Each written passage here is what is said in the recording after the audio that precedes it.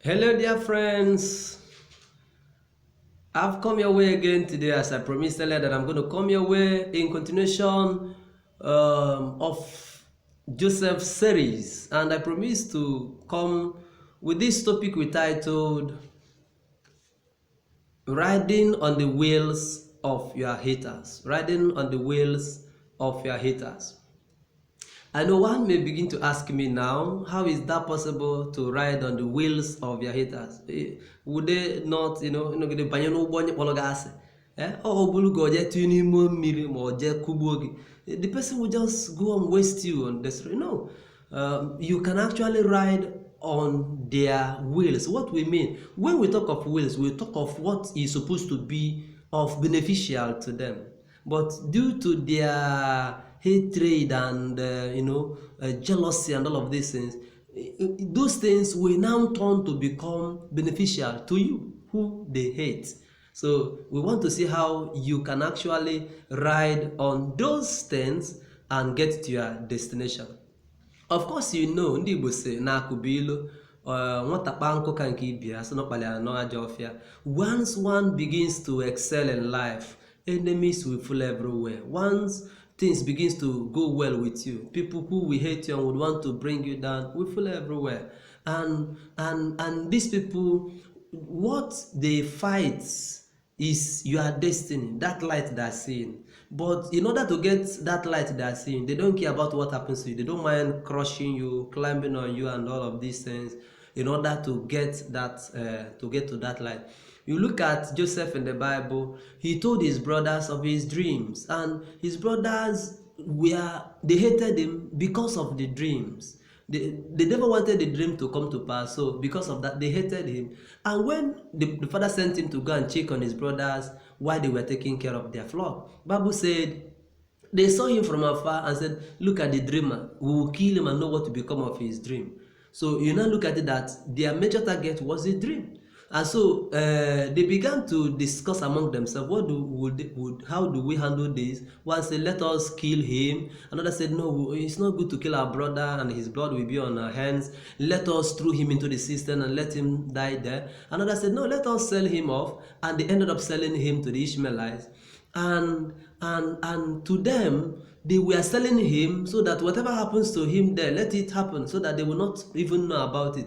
But unknowingly to them, or ignorantly, they paid a fare. They transported Joseph to the land where the dream they hated and wanted to destroy will actually come to fulfillment. So that is one way of riding on the wheels of your haters. So in the life of Joseph, the Lord has already programmed it that Joseph at a time will have to go to Egypt, where he will meet a Pharaoh who will promote him to a position where those dreams, those things he was seeing in his dreams will actually come to pass. But maybe then it was not known to Joseph, and it was not also known to his brothers. Maybe even the father was not aware of it, but it was the plan of God. But his brothers, who hated him and wanted to do anything to make sure that the dreams will never come to pass, sold him off. And while they sold him off, the Ishmaelites who bought him had to put him in their cart and transport him down to Egypt. You know the rest of the story, which we may still continue with. But he had to travel down to Egypt free of charge. That is one of the ways of riding on the wheels of your haters. Another good example of this is Haman in the Bible. Haman hated Mordecai and the Jews, and he wanted everybody to feel the thickness of this hatred. So you know the story, how he wanted to deal with them to make sure that I can't handle Mordecai alone. I have to do it in such a way that anybody that hears about this will actually a man is doing something. So that very night, he spent all the night awake working on a gallows that he will use to hang Mordecai the following morning. And that morning, while he was rushing to the king's palace to inform him of that, the king also could not sleep in the night, that he had to read books and saw how Mordecai helped him and decided to favor him. So when he was asking who was there, Haman was coming in, and he asked Haman, what do you think will be done for a man whose ways pleases the king? And Haman thought the king would be talking about himself and began to mention things he would want to be done to himself. He began to mention how he should be made to ride on the king's horse, clothed in royal apparel and all of these things. And at the end, the king said, these things you've mentioned, do it for Mordecai. The same man he hated and wanted to kill, he was one who now decorated and paraded. Are you getting it now? He was even the first to bow before him. So Mordecai actually rode on the wheels of Haman, who hated him, to his limelight, to his promotion and everything. So it's actually possible for one to ride on the wheels of his haters. Actually, believe you me, haters are everywhere. And they can do anything to make sure that the light they are seeing, just like I said earlier, is quenched, that the destiny that they are seeing is destroyed. They don't mind running you down, they don't mind climbing on you, they don't mind chopping you up. So sometimes they come up with so many things. Sometimes they begin to lie, they begin to set traps for you, they begin to gossip, they begin to blackmail, they begin to paint you black. They can spend their money, they can go to places, they get everybody to hate you, never to look at you with good eye, never to think of favoring you and all of these things. All of these things they are doing just to make sure that the reason for which they hated you is destroyed. But I've come to tell you today, never to worry about those things. Never to worry about the number of those who hate you and how far they have gone and what they have done, things they have done, places they have gone, people they have met and all of these things in order to paint you black. No, never you worry about those things they have done in order to destroy you, to destroy your image, to destroy their destiny. Listen, never worry about what you are passing through now. Joseph, think of what he will be, knowing that he was sold, and being carted down to that place. But actually, it was divinely arranged for him to get to the land where his destiny, his dreams will shake hand with his reality. You understand? So what you are passing through now, what is happening now, they will be there, but never you worry about them. Never you worry about them. So I have come today to tell you just few things that you need to do in order to leverage on the wheels of your haters. When I talk of wheels, I talk of what is supposed to be of beneficial to them, but because of their hatred and these things, they can't maximize it, and it becomes beneficial to it turns to your own favor. So there are things you need to do. Number one, I said, do not fight dirty with them. Oh yes, do not fight dirty with them. What do I mean by that? Like I said, they will begin to set traps for you. Begin to go to offices, rubbish your name, tell everybody how bad you are, how useless you are, how you have been this one. Say all manner of things, both the ones that are existing and the ones that are not existing. Never you for any reason think of doing same to them. Never you think of retaliating at all. Once you begin to do the same thing they are doing, you become like them, and the same trap will catch the two of you. So you don't ever think of it. Do not for any reason fight dirty with them. A story had it that a man who is very normal, went to the stream to bathe, and while he was bathing in the stream, he kept his clothes on the shore. And a madman came there, saw him bathing naked in the stream, looked and saw his clothes on the shore. He said, look at this madman bathing naked in the stream, carried his clothes and ran away. So the said man came out, saw the madman running with his clothes and started pursuing him, shouting, give my clothes, give my clothes. And people who were passing by looked at the two and said, look at these two madmen running naked on the street.